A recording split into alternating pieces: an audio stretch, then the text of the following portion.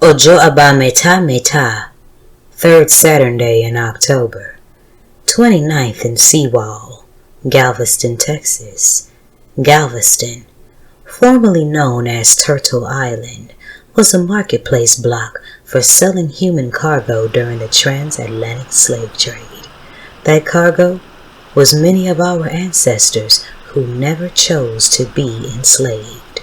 We must not let this truth of history be revised, and there were others of our ancestors who were already here, drying their eyes from trails of tears. Fourth Saturday in autumn equinox, Libra season, third decan, harvest season. The season where Onile, or the spirit of Mother Earth, thins the veil between Orun, heaven, and earth. Aye. The collective voice of our ancestors amplify their presence, hence All Hallows Eve, Halloween, Dia de los Muertos, and Sankofa, the caravan to the ancestors. These celebrations all fall like leaves off a tree during this season. Sankofa. It means to go back. It means to go back to give thanks and praises to the Creator, regardless of the name in which we call him, her. To remember our ancestors, the ones we know not by name, and their ultimate sacrifice. We go back to remember our recent ancestors and the wisdom their lives left behind. We go back to reflect on where we've been, to be clearer on where we are headed. And this is my personal diary of the last decade of experiences while attending the Sankofa Caravan to the Ancestors, hosted by the Houston chapter of the National Black United Front, and how these experiences changed my life. I'm my Aunt J. Muse, and you are watching and listening to Sankofa Mewa, the Diary of 10 Caravans. Ashe.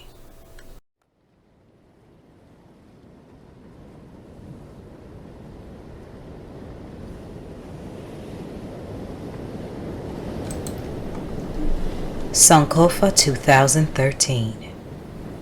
Taxi! Pataki. Oni mi ojo abameta. O water mere le logo o don egbawa metala.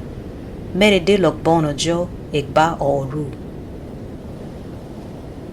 Diary. Today is Saturday, October 24th, 2013. 26 days into autumn equinox. The day vibrated on a 4, a day of infinite possibilities. The moon was full in the second house of Taurus, and it was the 6th year, ideal for establishing material values. I returned to Sankofa for the 16th annual Caravan to the Ancestors. Its theme was honoring late activists, a ceremonial libation for Baba Sedo Njoya, Baba Jitu Weusi, and former Black Panther sister Queen Mother Ayana Ade, who gave me my very first libation to pour. It was a trying year for me, and I yearned to see the water all year. From month 3 to month 9, I lived in a halfway house off Harrisburg. All praises be to Eshu. It was there where I did a lot of healing, a bit of a vacation from life.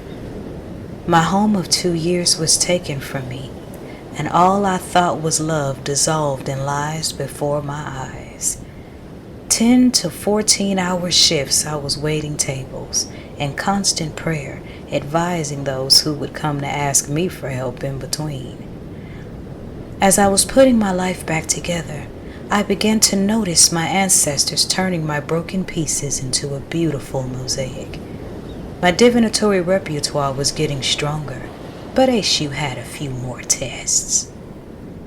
Right at a month before Sankofa, I moved from the halfway house to a white house in the 3rd Ward Houston area.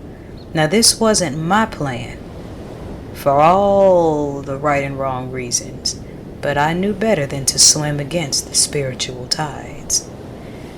Many in the Third Ward community embraced me like a long-lost relative, which came as a surprise to me, granted I was there without being someone's other half.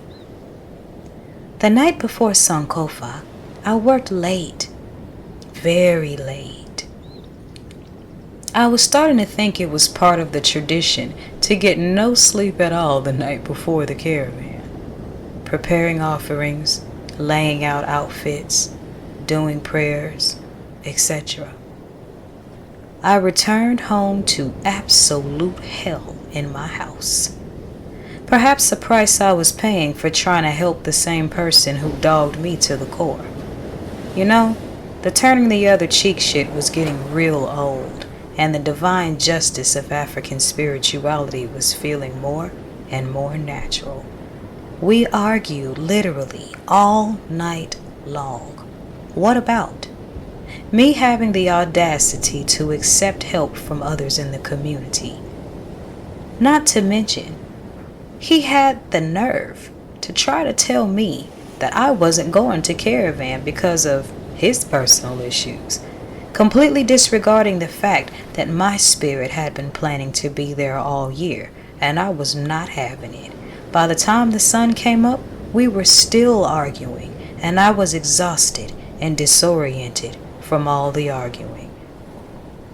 I wasn't ready to go when the group I initially planned to ride with came. The hell in my house went outside and said something to the elder that was driving.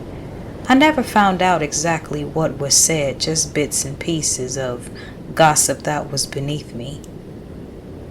I just saw the van back out of my driveway and head down the street. Everything in me wanted to go after them. I wanted to call and ask them to come back, but I didn't want to involve others in my drama. The funny thing was, this was drama I could have avoided had I been a bit more selfish. A shoe's lesson on protecting my energy. As the van pulled down the street, I felt this heavy feeling in my heart that stank to my stomach, very similar to the way I felt the year before when I missed the caravan. Was I really gonna ignore my ancestors after they had been guarding me, guiding me, protecting me while calling me to the water all year? Hell, emphatically, no. The hell in my house thought he won, but he had another thing coming. His glee was short-lived when I went to my bathroom, washed my face, and began putting on my makeup. I tuned out his trash talk and took a long, hard stare in the mirror. My expression of sadness shifted into that something else I was allowing myself to get used to, the warrior within. I dressed in my whites, took the tips I earned the night before, and called a cab. I didn't care about the cost. I told the hell in my house that I was going to the water with or without him, and if he stayed behind, he could not stay in my house while I was gone, so he got his behind in the car. The cab ride from my house to Galveston costed $100. I felt the pinch, but something in my spirit told me not to worry about it. It was money well spent. I felt all of the tension and ugliness from the year before and the year currently lift off of me when I saw the waters of Yemanja, and I felt Oya's breeze. I saw the glow of the beautiful sea of indigenous people in white, and all of them seemed to have the light of their ancestors around them. The sky looked photoshopped, and the drums took over my feet and hips. It was so much needed. Granted that I missed the caravan the year before, and this year was so taxing. It was great to see many faces I hadn't seen since 2011 Sankofa, along with some new faces I've been given the pleasure to meet, like a family reunion of sorts. I made all the offerings and all the prayers I planned to. I allowed myself to savor the victory of coming to spirit when it called. I also noticed that it was how do I put it?